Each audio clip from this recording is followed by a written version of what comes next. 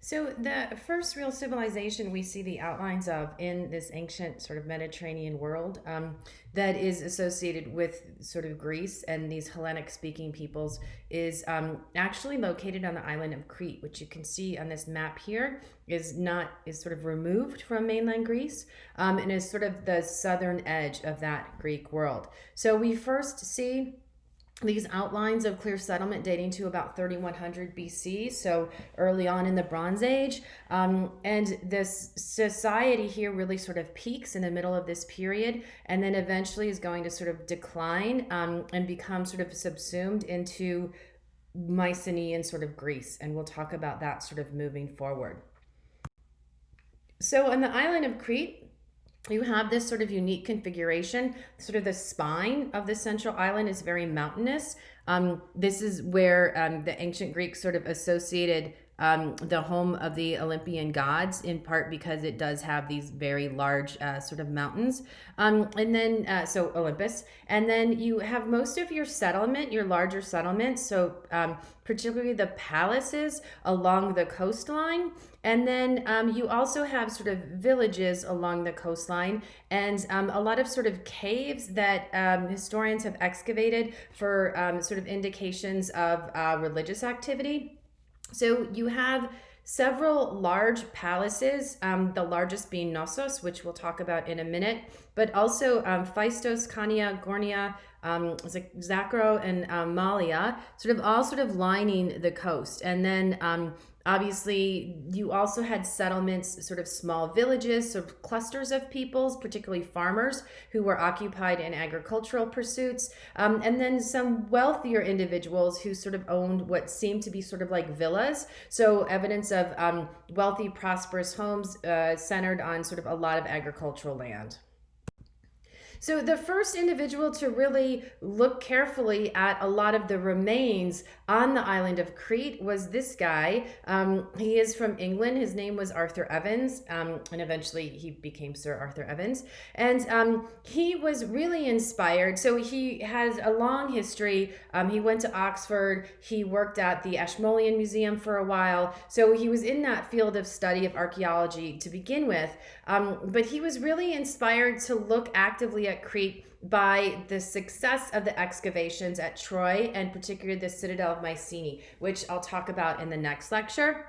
And so he really concentrated a lot of his excavations on the largest sort of these ruined palaces, which is at Knossos. And in part, a lot of the way we think about this particular culture, the places, and even a lot of the images are due to Arthur Evans, because when he was excavating, he was trying to use his knowledge of the history with sort of his assumptions about it as well. So, for example, we call it Minoan because Arthur Evans decided that there was an association with the myth of the Minotaur.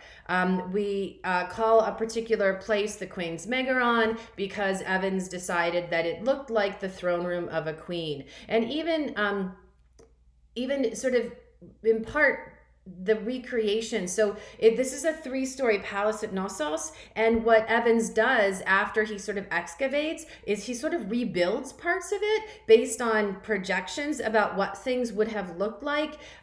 In some respects, we know now that he got things wrong, particularly frescoes and images, because there was so little for him to work with. He really had to fill in a lot of blanks, and in some instances he did that inaccurately. Increasingly modern archaeologists really don't believe in reconstruction of sort of ruined structures. They like to preserve it in its where it's at. So that also becomes a contentious issue.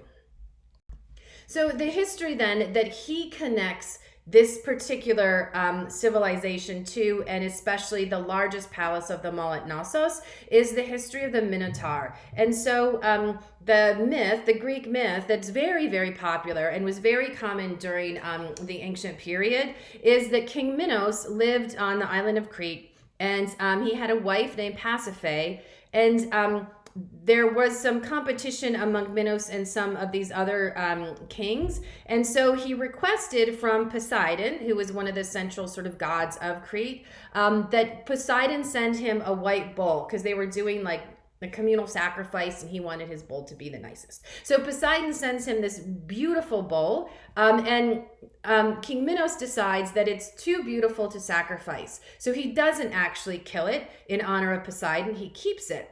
So in order to punish him, Poseidon has King Minos' wife Pasiphae fall in love with the bull. And eventually she commissions this famous architect, Daedalus, who some of you might know in conjunction with the myth of Icarus, who flew too close to the sun. So she commissions Daedalus to build her this hollow cow, wooden cow, so that she can consummate her love with this white bull. And so they have sex, and then she gives birth to this creature known as the Minotaur. So he has the body of a man, but the head of a bull.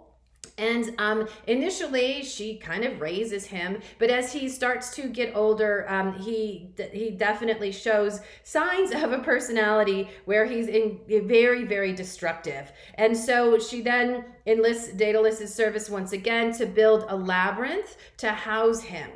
Because it's her son, her child. So what do you do with him? You can't kill him. So they put him in this elaborate maze, sort of near Knossos. And then the other sort of part of the story is he eats humans. And so in part, Crete is in control of Athens at this time, and according to the myth. And so every 7 years, the Athenians have to send 7 boys and 7 girls to provide food moving forward to the Minotaur. Eventually, this leads to the myth of Theseus, one of the Greek heroes, who is depicted here actually killing the Minotaur. And so that's the background that Evans connected to, because he felt like the structure of the palace at Knossos was very much like a labyrinth. And so here's the sort of schematic of that palace. And you can see it does kind of look like a labyrinth. It has this very elaborate network of rooms and courtyards, staircases, lots of storage rooms. And so he then made that connection. We do know that in terms of a political system, it has this palace culture. Each of the palaces were independent and had some sort of central authority. Whether that was a king, a queen, a priest, or a priestess, we don't know. But there does seem to be in some of the furnishings, like I said, thrones, these large chambers that seem to indicate sort of people coming and sort of paying some sort of obeisance to this central authority. So these seem to be, they could house hundreds of people, and they probably did. And they also were the location of religious festivals. And again, these storage chambers, which I'll talk about when I talk about the economic systems. These are very well designed. These large, broad staircases, well-lit rooms, a lot of sort of openness. This is obviously sort of a Greek Mediterranean climate, so it tends to be warmer in the summer. We also see evidence of baths. So they did have indoor plumbing, which could move water from one place through a drain to an external sort of outlet. There's no like flushing of anything, and you don't have faucets. So you bring the water in sort of big containers, you pour it into the bath, and then when you're done, you let the water run out. But it's still sort of sophisticated considering the time that we're talking about here. So this is sort of a modern digital recreation of what the palace at Knossos would have looked like. So there is an entryway that sort of controls access to the center, and particularly to that main throne room, which is really at the heart of the palace. There are sort of 2 throne rooms, sort of parallel, that were decorated slightly differently. So Evans named one the King's Megaron, and then he named the other the Queen's Megaron, thinking that there was some sort of parallel between the 2. And so this is sort of Evans's recreation of the Queen's Megaron. So you can see the throne at the center here that's sort of flanked by these benches. Some of these frescoes were still kind of intact, but he had to do a lot of guesswork in terms of filling in sort of the blank spaces. This is one that's probably more accurate in terms of his recreation. This is another one that is fairly accurate. So a lot of this is sort of the reconstruction that was overseen by Evans. What we have throughout these palaces are these frescoes. It would have been very vividly sort of decorated in terms of color. And one of the common themes is this sort of scenes from the sea, evidence of this connection to their maritime culture. Sort of striking throughout a lot of the visual images we find throughout Minoan culture is the absence of warfare, the absence of any sort of actions of violence. We don't see sort of soldiers depicted the way we do in Mycenaean culture, which I'll talk about in a little bit. Not a lot of sort of swords or shields. And so it does seem to have been a fairly peaceful civilization. We also don't see large-scale fortifications, which we'll see on the mainland. So it suggests that there was this period of intense sort of prosperity and not a lot of warfare. And then this is sort of another image of Knossos today. So archaeologists are kind of caught between the original layer that's still there, that gives them the basic outlines, as well as you can see some of those other buildings that were reconstructed by Evans, but that's now been, like 100 years ago. So even those are starting to be in need of repair. And so the question is, do you let them kind of continue to fall apart, or do you repair the reconstruction? And I think right now the consensus is to just let them fall apart and to not do any more sort of external damage to the site. So in terms of the belief system, it is really distinct from most of the other Mediterranean religious systems of the time. There's no evidence of sort of temples, so separate structures used in religious devotion.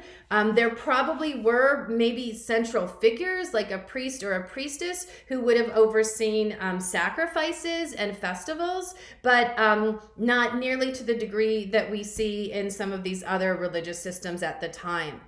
We do know that the bull was central, perhaps even associated with the sun god, and this is a rhyton. A rhyton is a vessel that was used in religious festivals for libations. So a libation is a liquid sacrifice to a god, so it probably would have had wine in it, and then you pour the wine on the altar or on the floor.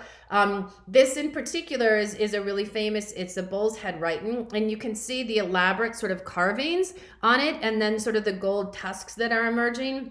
So again, just that centrality of the bull in their worship. We also know that females were fairly prominent. So there are a lot of statues of females suggesting that they played kind of a central role in this religious system.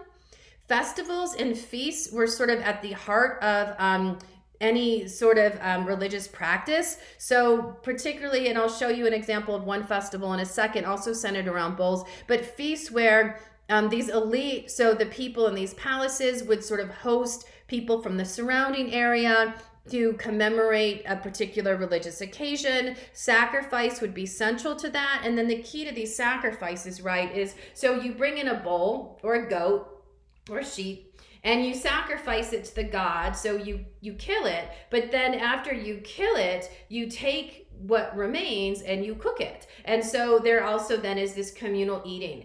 So it serves a number of purposes, and it also would have sort of reinforced the status or the authority of the elite individual who's sort of hosting this feast. And again, you do see this sort of this focus on things like bowls, but there are other sort of figures that give us some indication into what these religious practices would have looked like. So we also see this association with snakes. And so you can see the particular, the snake goddess, who is a really sort of well-known figure associated with Minoan civilization. This is a faience figure, so it would have been carved. So she's holding these two snakes, and that seems to be a cat on her head. A lot of these figurines, and then the one next to her, sort of similarly garbed, but with a slightly different sort of headdress. The snakes were associated with the caves, and so we find a lot of these figurines up in the caves. There is some speculation among scholars that because this is a really mountainous and at times volcanic sort of area, that snakes not only sort of connect to nature and ritual because of the shedding of the skin, and also their sort of seasonal behaviors, but snakes would have been literally connected to the ground. So if the ground is rumbling or shaking, perhaps an earthquake or a volcanic eruption is on the horizon, the snake changes its behaviors accordingly. And so this snake then perhaps comes out of the cave. So snakes are involved in a lot of these rituals and these religious practices, not just for the Minoans, but also for the Mycenaeans. So another sort of central festival that is presented in this fresco, and we find it depicted elsewhere, is this sort of bull leaping. And this probably would have happened at a festival. So you bring in the bull. And so this sort of depicts the action. So what happens is the man stands facing the bull. He grabs the bull by the horns. He flips over the back of the bull, and then if things work out the way they should, he lands standing at the end. And so again, we do see the centrality of bulls in these practices. He probably, after this ritual was performed, would have been sacrificed. This would have been incredibly dangerous, and it would have taken sort of a lot of training and a lot of practice. So the economic system is what we call a redistributive economy. So it's hard to know how exploitative it was. There don't seem to be indications of the kind of exploitation that you see elsewhere, but there does seem to have been sort of an established practice where these farmers in these villages or the rural areas were expected to contribute sort of a certain percentage of what they produced to the palaces. And then that not only was used to sustain the people, the residents of those palaces, but it was stored, and then at certain points in time, it was then sort of given back in the form of feasts, or it was given back during times of famine. So this does seem to have an element of reciprocity to it, though it's kind of hard to know to what extent this was established, or to what extent the sort of the farmers giving a percentage of their produce to the palaces was sort of forced. So, but we do know from the vast amount of goods that are stored in a place like Knossos that it was clearly more than they needed just to sustain their own population. Obviously, because of its location, this is an extraordinarily sort of maritime economy, and would have traded sort of very actively with a lot of these other sort of islands in the Mediterranean. But we also see evidence of trade with Egypt. So Minoan figures show up in some Egyptian history during this time. We know that they're trading as far as Italy. And also they would have been trading with sort of what's on the other side, sort of modern day Turkey. So the region known as Anatolia. And in terms of what they were producing, when Evans sort of excavates Knossos and some of these other palaces, he finds in this sort of lowest level these chambers. So hundreds of chambers which had these pithoi. So this is a particular form of ceramic pottery that was really very commonly used in trade. And so you would fill these with olive oil, you could fill them with grains or dried legumes, you could fill them with wine. And then you could move them sort of from place to place easily, and then they would have been sealed at the top. And he finds hundreds of these pithoi, many of them that after testing, scholars were able to determine what had been kept in them. So these sort of storage vessels.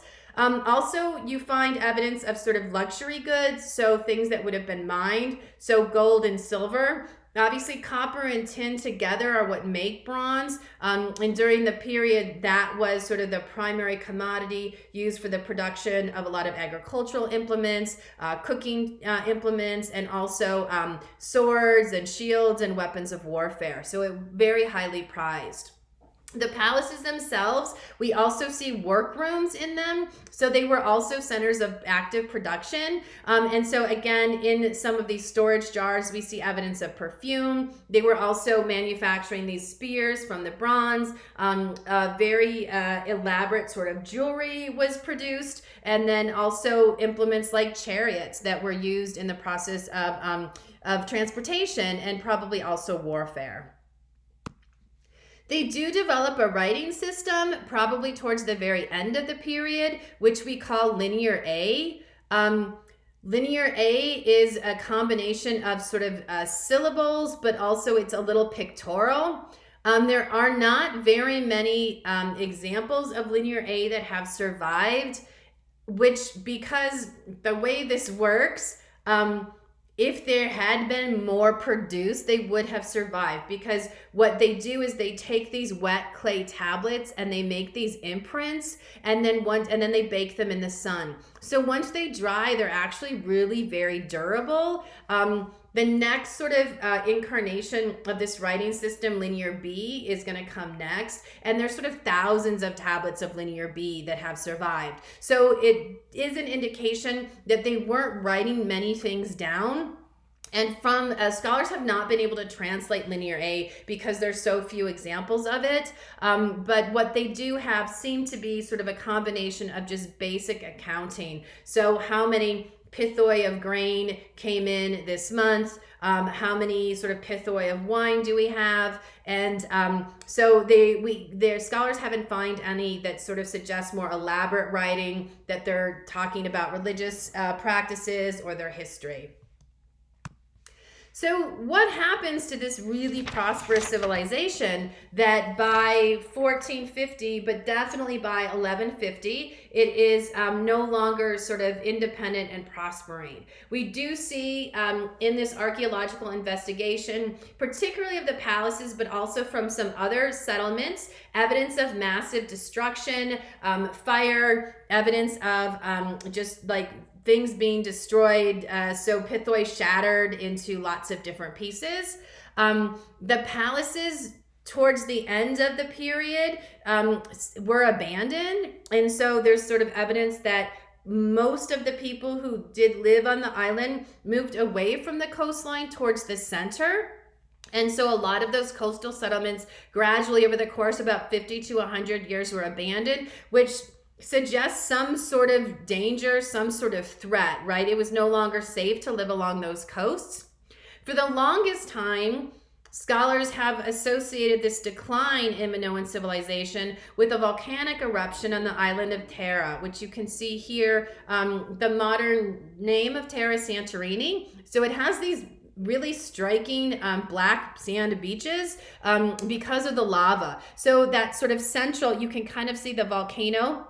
So they have excavated a cratere, which was a pretty elaborate settlement, and it's sort of like Pompeii. It was sort of caught in a moment because it was covered in ash, and then a lot of it was covered in lava. So the hypothesis was this dramatic eruption of the volcano at Terra happens, and then it interrupts weather patterns, and there's so much ash that this then results in sort of several cyclical seasons of famine because everything is disrupted and agricultural can't kind of continue on its normal cycles. But more recently, historians have sort of decided that the chronology of that doesn't really line up, that the volcano at Terra erupted hundreds of years before the decline of Minoan civilization. And so it may have disrupted things a little bit and made them vulnerable in some respects to this attack from the mainland Greeks that we call the Mycenaeans. And so we do see probably the last 100 years or so, these Mycenaeans who did have a very militaristic culture and sort of battle drove their economy. So obviously a place like Crete would have been a very attractive target. So the Mycenaeans come and probably do settle to some extent, because we do see a lot of evidence of Minoan culture in Mycenaean civilization. Like I said, particularly their script Linear A does develop into linear B, and there are connections between the two.